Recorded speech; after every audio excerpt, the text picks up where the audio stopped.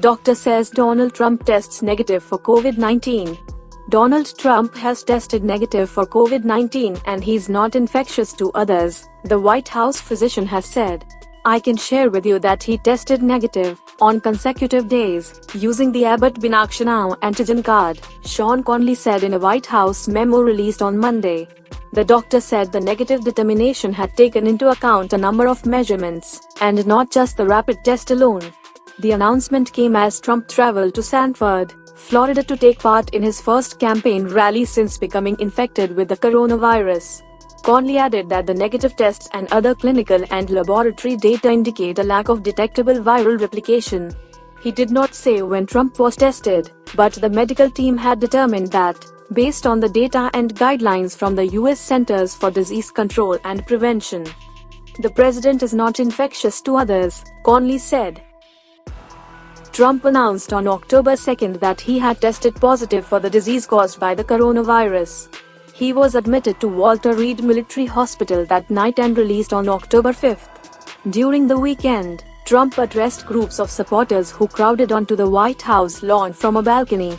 Critics have faulted Trump for failing to encourage supporters at campaign events, and even White House staff, to wear protective masks and abide by social distancing guidelines. Return to campaigning. Trump has returned to the campaign trail, beginning a planned tour of key battleground states in the U.S. election. His first stop was Sanford, Florida, where he was due to hold a rally on Monday. He has scheduled events in Pennsylvania, Iowa, North Carolina, and Wisconsin. The robust schedule underscores the work Trump needs to do as he tries to win over voters just 3 weeks before Election Day. And it comes amid still unanswered questions about the effect of so much travel so soon after contracting the virus on the 74-year-old's health.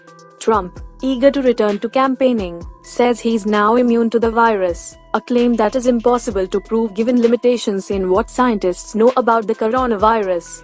He is seeking to change the dynamics of a race that national opinion polls and some state polls show he's losing to Democratic challenger Joe Biden, who is 77. Biden pulled further ahead in Wisconsin and Pennsylvania, building momentum in two states that Trump carried in the 2016 presidential election, Reuters Ipsos opinion polls showed on Monday. The polls, conducted Tuesday through Sunday, showed Biden now leading Trump by 7 percentage points in both states. Taking advantage of his momentum and growing advantage in the polls, Biden on Monday campaigned in Ohio, where he was once considered a long shot, as he tries to expand his reach into Republican-leaning states. Speaking to unionized auto workers in Toledo, Biden said he and former President Barack Obama played a key role in keeping the U.S. auto industry afloat during the financial crisis and recession more than a decade ago. Barack and I bet on you and the American worker and it paid off, said Biden, who is hoping to undermine what polls show is Trump's greatest strength. The view among some voters that the former real estate entrepreneur is better at handling the economy. Biden also appeared at a Get Out the Vote event in Cincinnati. It was Biden's second campaign trip in as many weeks to Ohio, which was once thought out of reach but where polls now show a competitive race. Trump won the state by 8 percentage points 4 years ago and almost certainly must carry it again to win re-election. No Republican has won the White House without carrying Ohio.